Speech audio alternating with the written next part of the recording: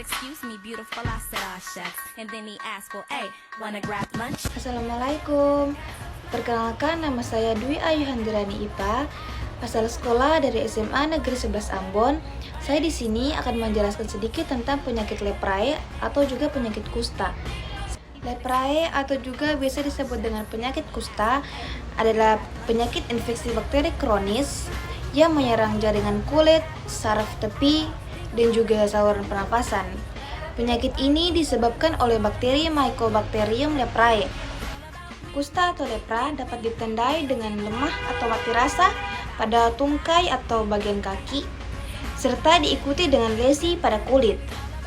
Berikut contoh-contoh gambar dari penyakit ini.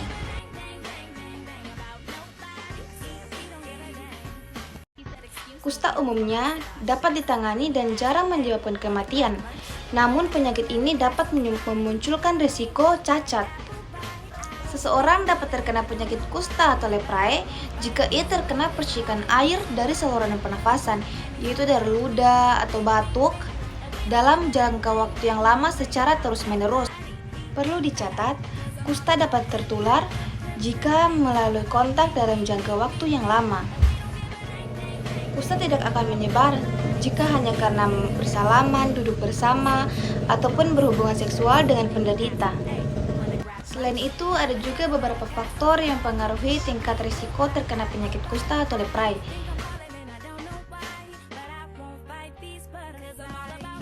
Gejala kusta awalnya tidak nampak jelas dan biasanya berkembang secara perlahan. Berikut beberapa gejala kusta yang dapat dirasakan oleh penderitanya.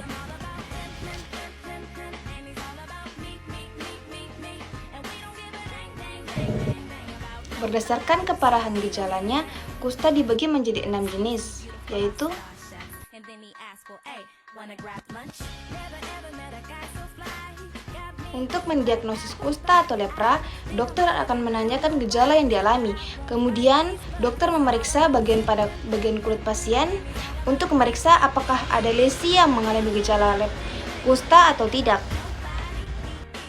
Lesi kusta pada kulit biasanya berwarna pucat atau merah, disertai mati rasa.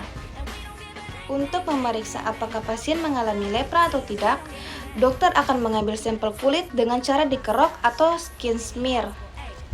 Jika lepra yang diderita sudah cukup parah, dokter akan melakukan tes pendukung atau memeriksa bakteri Mycobacterium leprae sudah menyebar ke organ lain atau tidak. Metode utama pengobatan kusta atau lepra yaitu dengan menggunakan obat antibiotik. Contohnya rifampicin, dapsone, dengan clofazimin. Sampai saat ini belum ada vaksin untuk mencegah kusta, tetapi dengan diagnosis dini dan pengobatan yang tepat merupakan cara terbaik untuk mencegah penularan kusta.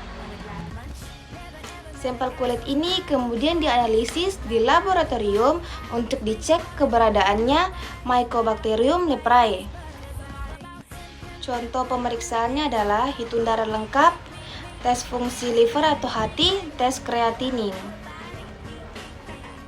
Penderita kusta akan diberikan beberapa kombinasi antibiotik selama 1-2 tahun.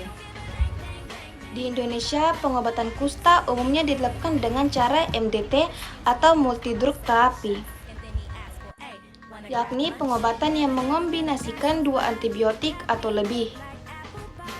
Setelah pengobatan dengan antibiotik, operasi umumnya akan dilanjutkan sebagai penanganan lanjutan.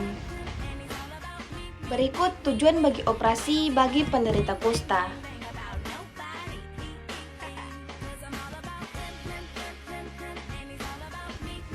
Berikut komplikasi yang akan terjadi jika kusta terlambat ditangani. Yang pertama, mati rasa. Yang kedua, gagal ginjal, kebutaan, kerusakan pada wajah. Selain itu, diskriminasi yang dialami oleh penderita dapat membuatkan tekanan, bahkan sampai depresi. Sampai saat ini belum ada vaksin untuk mencegah kusta, tetapi dengan diagnosis dini dan pengobatan yang tepat merupakan cara terbaik untuk mencegah penularan kusta. Gerakan terpadu untuk memberikan informasi kepada masyarakat mengenai kusta merupakan langkah penting, apalagi di daerah endemik. agar penderita segera memeriksakan diri dan mendapatkan pengobatan yang layak. Sekian dari saya, kurang lebih mohon dimaafkan. Wassalamualaikum warahmatullahi wabarakatuh.